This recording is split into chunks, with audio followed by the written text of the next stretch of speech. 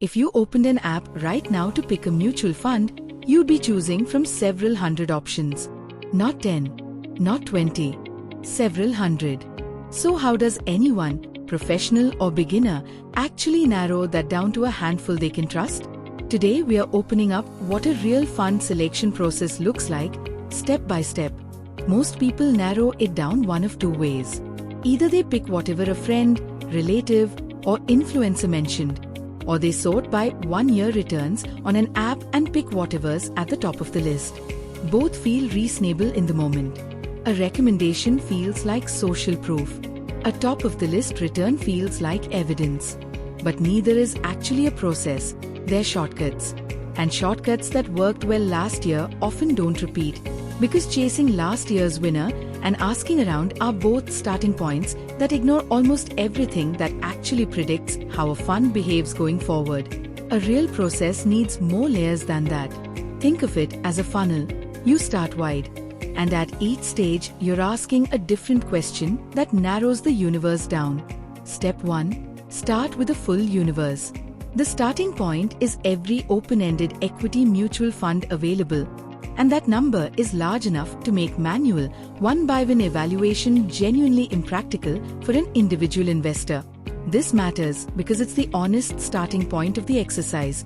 Nobody is choosing between 10 realistic options.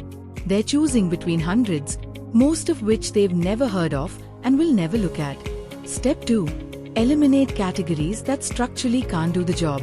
Before looking at individual funds, a real process asks a category-level question first. Does this type of fund even have the potential to deliver the kind of outperformance we're targeting? Certain categories, index funds, for instance, which are built to track a benchmark rather than beat it, and some narrow sector or thematic funds are structurally unlikely to deliver that kind of consistent edge almost by design. So they're removed at the category level before a single scheme is judged individually. This step matters because it stops you from ever falling in love with an individual fund that was never going to be a strong long-term candidate simply because of the category it sits in. Step 3. Apply hygiene filters. Next comes a layer of basic health checks, things like whether the fund house managing the scheme has a meaningful scale, whether the individual scheme itself has enough assets under management to be operationally stable, whether it has a long enough track record to actually be evaluated, and whether its exposure is where it claims to be, for example, a fund with a large, hidden allocation outside its stated domestic focus. None of this is about performance yet. It's about weeding out funds that carry structural or operational risk regardless of how their returns look on paper. A fund can have a great recent return and still fail this stage. Step 4. Rank on quantitative, forward-looking parameters. This is where most of the heavy lifting happens, and it's also where the process differs most from sort by 1-year return. Instead of relying on a single number, funds are ranked across multiple statistical and forward-looking measures at once. Things like how consistently certain risk and return ratios have historically correlated with the next year's performance, not just the past one. Estimated future earnings potential of the underlying holdings, how differently the fund is positioned from its benchmark, whether the fund manager's active decisions have actually added value beyond just holding the market, and whether last year's strong performance is likely to repeat or reverse, based on how much the underlying portfolio has actually changed. No single one of these tells the whole story, which is exactly the point. A fund that looks great on one measure and mediocre on the rest gets treated very differently from one that ranks well across several. Step 5. Apply qualitative judgment. Numbers alone don't capture everything. The final layer involves actual conversations with a fund management team to understand their conviction and reasoning, and often a second, independent round of scrutiny at a more senior level.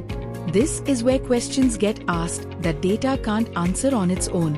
Is there a risk of the fund manager leaving? Is the research team credible? Is there a plausible explanation for a rough patch or a warning sign? This stage exists precisely because a spreadsheet can rank a fund highly and still miss something a conversation would catch.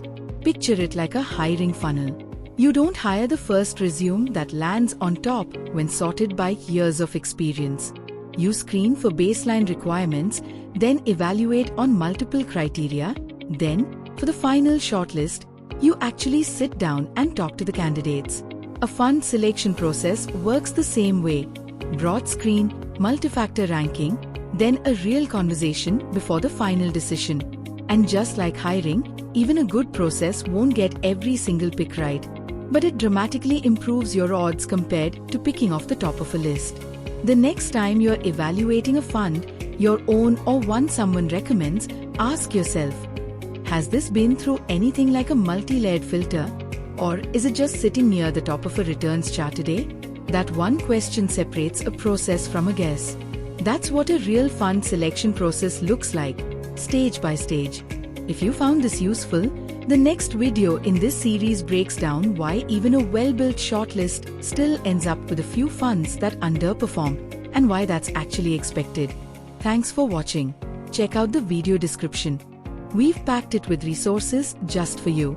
If you found this video helpful, please give it a thumbs up and share it with someone who needs it.